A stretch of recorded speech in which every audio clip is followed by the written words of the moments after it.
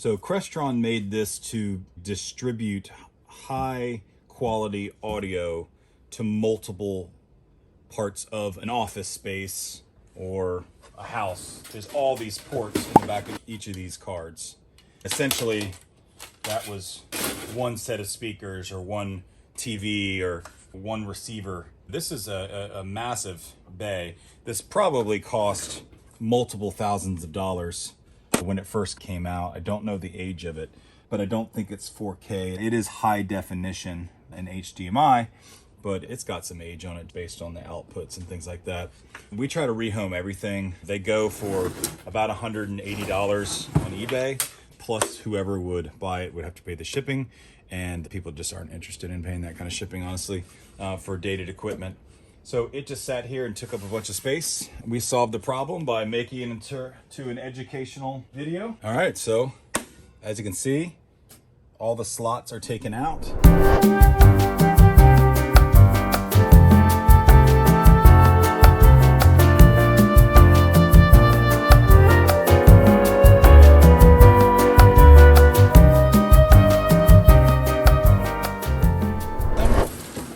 You can see all the blank space there, and we're really just going to be looking at taking off this side panel and this front panel. It's really just a big metal box. We could stop here and just get scrap weight for this, and still it's a good payday. There is a debate that happens with all of the items that come in. Should we just stop now and stop scrapping and save on the labor cost? If it was my team, I would probably have them stop here and just bring this into scrap. It's a metal box. It weighs still a good amount, and there's not a lot of pollutants in it. Steel with glass and plastic can get downgraded at a scrapyard. But for the sake of the video, we're gonna keep going. Basically, we're just left with the backplane board. There's a lot of screws to get to that. All right, so I'm gonna get all these screws out so we can start to see what the side panels look like.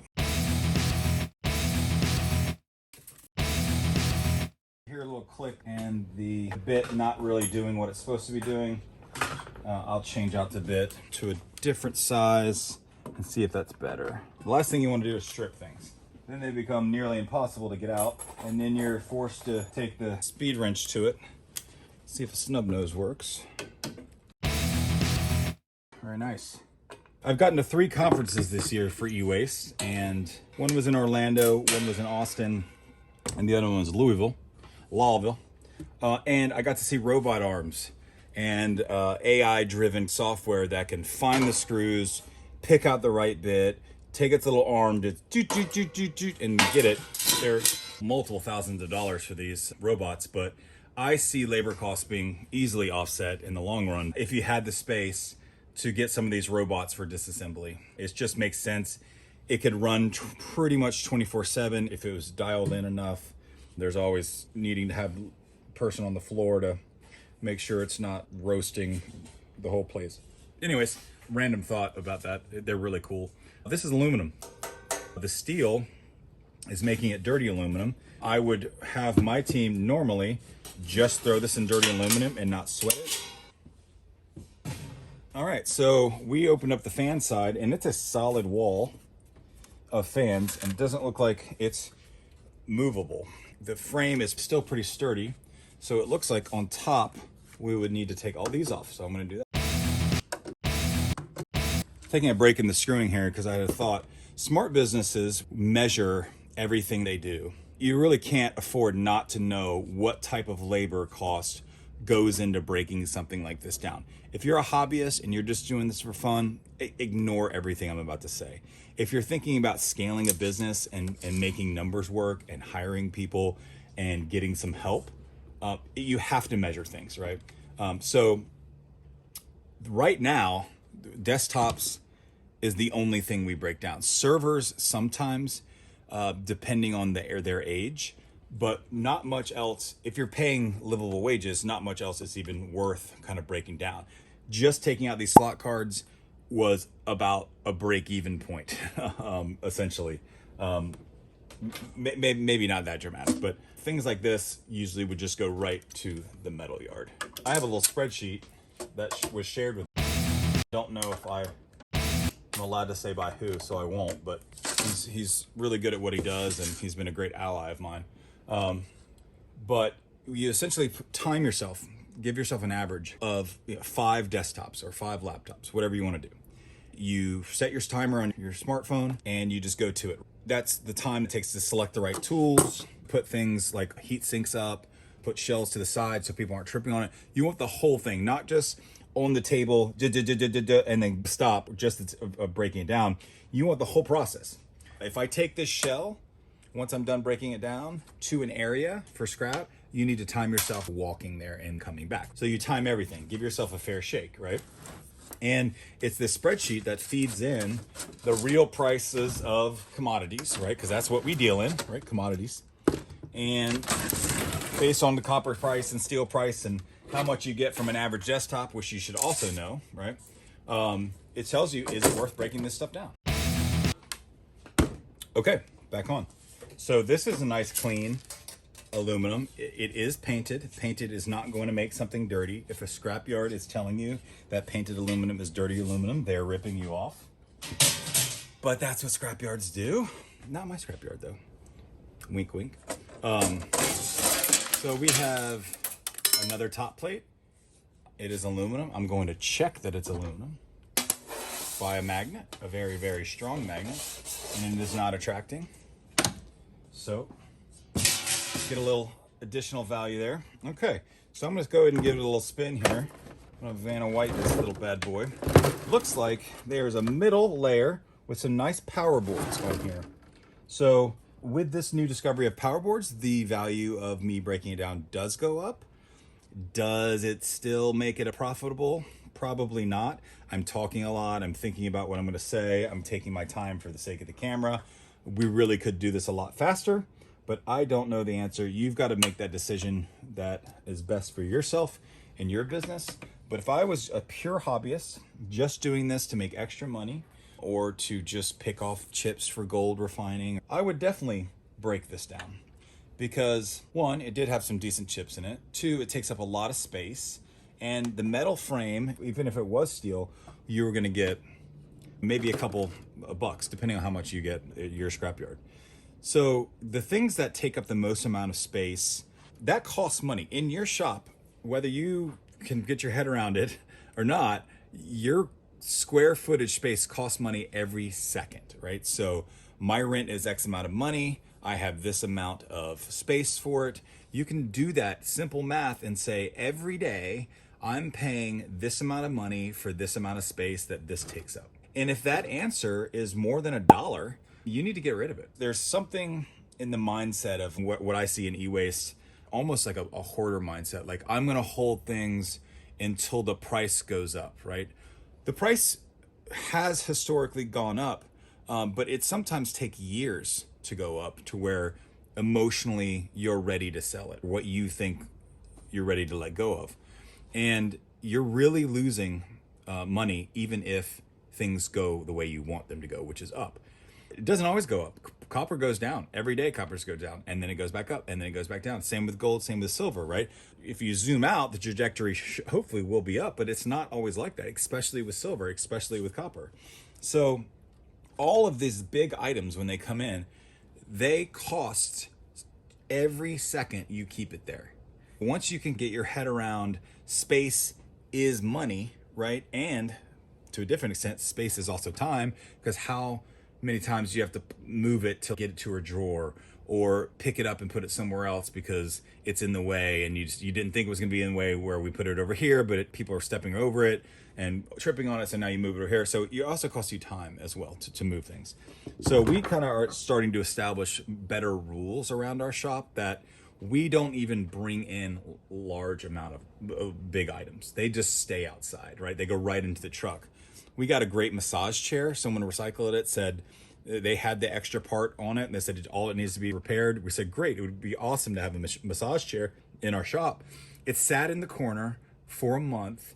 We couldn't get to any of the drawers behind it. People were walking around it. Nobody fixed it. Nobody had the time to do it. Nobody had the knowledge to do it. So we had this, oh yeah, we're gonna fix this chair.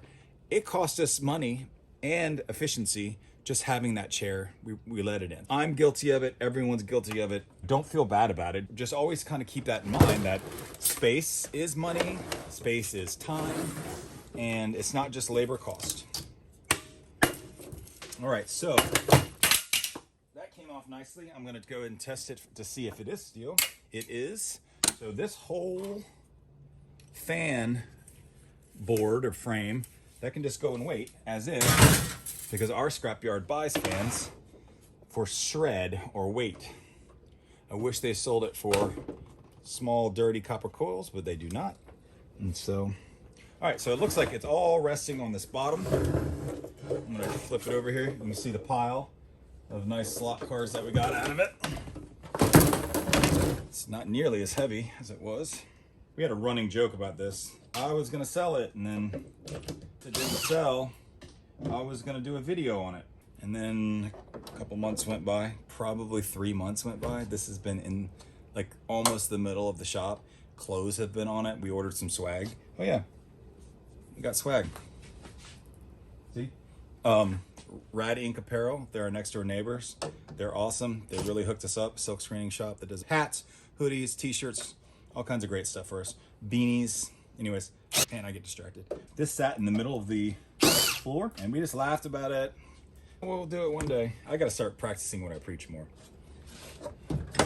because this was just in the way. Okay, so looks like all the screws are out. And so maybe I go back to lifting it up. We're just gonna have to break this bad boy. That's what makes the most sense.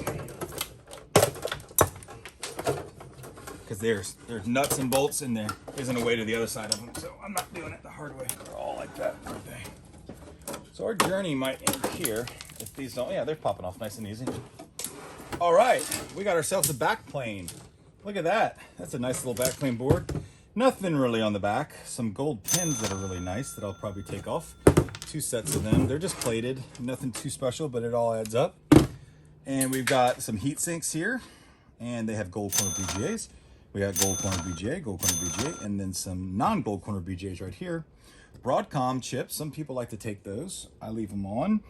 And whatever these guys are, I'll probably peel back one of them. It's kind of copper heatsink. See if there's a black fiber on it. Sometimes these old metal tops do have some really good gold leads. So I'll take off one, see what we're working with. If they're good, I'll take them all off. This is just really an audio board or a backplane board. I don't have a buyer that grades these really any different. This would probably go in low grade. Or if someone's not paying attention while they're sorting, it will go into server, but I doubt that. So what I'll do here is I'll go ahead and try to take off these heat sinks. There you go. Put them in clean aluminum. So yeah, that is the Crestron Media Distribution Center. A lot of slot cards, black pane board, some clean aluminum, some dirty aluminum, and some steel, and some power boards that are down here. So the power boards have this aluminum framing. There's 3 of them, and the inside frame is being blocked by the others, so I couldn't even access it. So I had to just wedge it free and break it. 100%. Is the juice worth the squeeze on this one? If it wasn't for you fine folks, I wouldn't have broken it down, but I think it's interesting to break open things that aren't really economically viable to break open, just to see what's in it, to experience it together, to all learn together. So yeah, in that case, it was worth it. More clean aluminum. Not that aluminum pays out too great, but it's always better than steel. The power board is very good quality power board.